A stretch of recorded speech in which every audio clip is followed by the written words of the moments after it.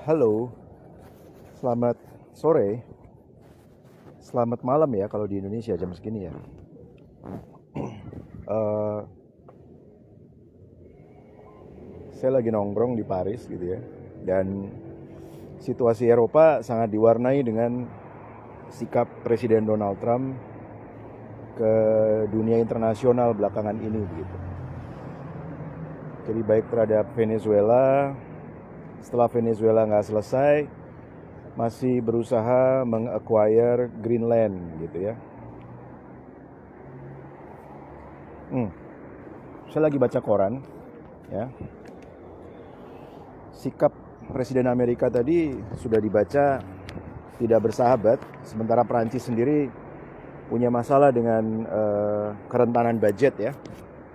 Jadi Amerika Serikat yang sejak Perang Dunia Kedua itu ya, kalau kita lihat kan kemenangannya sebagai pemegang supremasi politik global ya, sejak Perang Dunia Kedua, lalu pemenang Perang Dingin kata Francis Fukuyama begitu ya, sosiolog itu ya kan. Nah jadi ya kepalanya besar sekali begitu ya kalau Amerika Serikat. Nah jadi kita sempat menikmati masa sejak Perang Dunia II, artinya 40 tahun ya, dari tahun 40-an 6 dekade ya kurang lebih ya. Ya, mungkin lebih dari itu. 40 ke 2000 ya, 60 tahun lebih. 6 dekade lebih Amerika Serikat menjadi pemegang supremasi politik global, sehingga dunia jadi sempat bipolar ya. Lalu sesudah runtuhnya Perang Dingin ya, Pakta Warsawa runtuh, Amerika menang lagi ya, NATO masih ada sampai hari ini.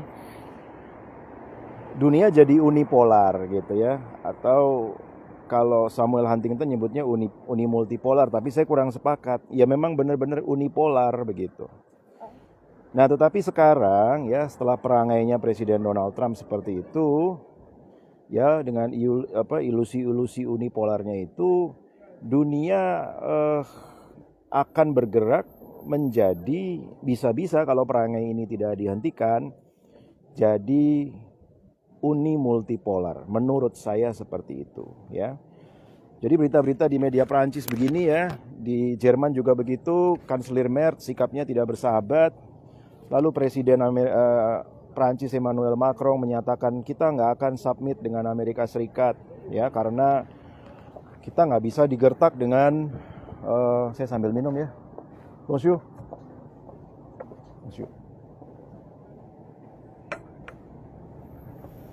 Kita nggak bisa digertak dengan ancaman tarif ya bagi mereka yang nggak mau dukung Amerika Serikat misalnya begitu ya. Jadi negara-negara Eropa melakukan perlawanan ya, dan sudah ada diskusi-diskusi antara Mark Rutte Belanda, Presiden Emmanuel Macron, Kanselir Merz, Presiden Giorgia Meloni, Italia ya, Perdana Menteri ya, parlementer, tentang bagaimana sih masa depan Eropa tanpa Amerika Serikat. Kita nggak bisa lagi bergantung dengan Amerika Serikat, karena Amerika sudah menunjukkan perangai unipolarnya lagi itu gitu ya, yang menurut saya ya sudah, kalau sudah jatuh ke tangan Republikan ya